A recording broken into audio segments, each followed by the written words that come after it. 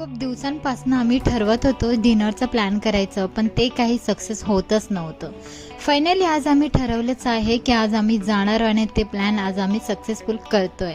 तर आम्ही क्लिनिकमधूनच रेडी होऊन निघणार होतो, पण आमचा नट्टापट्टा काही संपतच नव्हता. फायनली आम्ही निघालो आहोत आणि आता मोठा टास्क होता आमच्यासमोर, तो म्हणजे ऑटो पकडायचा. या लोकेशनला ना ऑटो बिलकुल भेटत नाही आहे, पण आमच्या नशिबाने आम्ही खाली आलो आणि आम्हाला लगेचच ऑटो मिळाला. लिंकिंग रोड आज पूर्ण खाली आहे, कदाचित आता रमजान पण चालू आहे ना, म्हणून सुद्धा असेल. तर आता आम्ही फायनली पोचलो आहेत साहिल रेस्टॉरंटला आणि आता आम्ही विचार करत होतो की खाली बसायचं आहे की वरती जायचं आहे.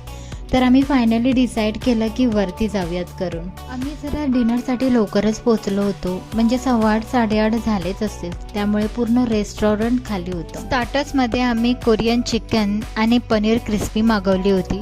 फार यम्मी होती, क्रिस्पी पण छान होती आणि कोरियन चिकन पण छान होतं. आमची एक फ्रेंड व्हेजिटेरियन होती, म्हणून व्हेज आणि नॉन व्हेज असे दोन्ही प्रकारचे मेनू आम्ही मागवले होते. पनीर क्रिस्पी आणि कोरियन चिकनवरती ताव मारून झाल्यावरती आम्ही मागवले चिकन टिक्का बिर्याणी आणि व्हेज फ्राईड राईस. चिकन टिक्का बिर्याणी मात्र मला ओकेच वाटली. छान असे डिनर एन्जॉय करून आम्ही थोडा वेळ फोटोशूट केला आणि आम्ही निघालो आपापल्या घरी.